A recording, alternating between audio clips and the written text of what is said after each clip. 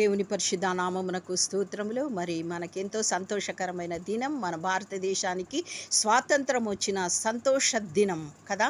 మన భారతీయులందరూ స్వతంత్రంగా మరి జీవించేటటువంటి ఆ స్వాతంత్రాన్ని మనం పొందిన దినం, మనకెంతో సంతోషకరమైన దినం కదా. అదేవిధంగా మరి బైబిల్ ఏం చెప్తుంది అనంటే, పాపపు కట్లతో బానిసలుగా మనం ఉన్నాము.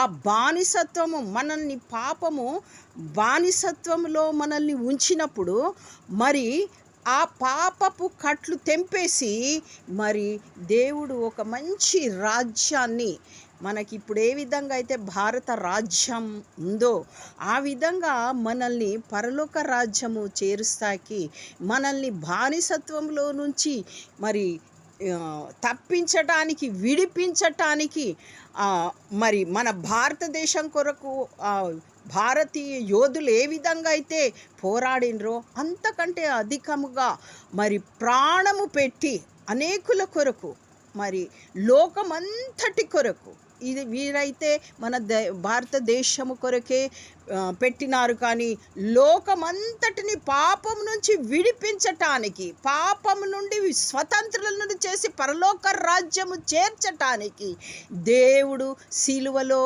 మనకు స్వతంత్రం ఇచ్చినాడు.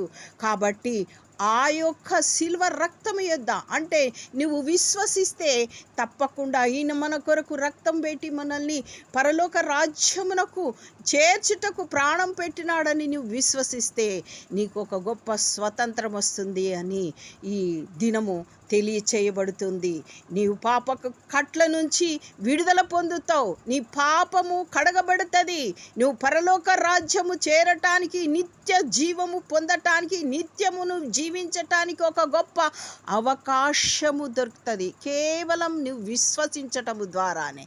కాబట్టి ఈరోజు మనం ఎంత సంతోషిస్తున్నామో అదే విధముగా పరలోక రాజ్యంలో కూడా మనము నిత్యము ఆనందించే కృప కావాలి అనంటే, యేసు క్రీస్తు వారిని మీరు నమ్ముకున్నప్పుడు మీ పాపపు కట్లుని బానిసలు తెగిపోయి స్వతంత్రులుగా అవుతారు.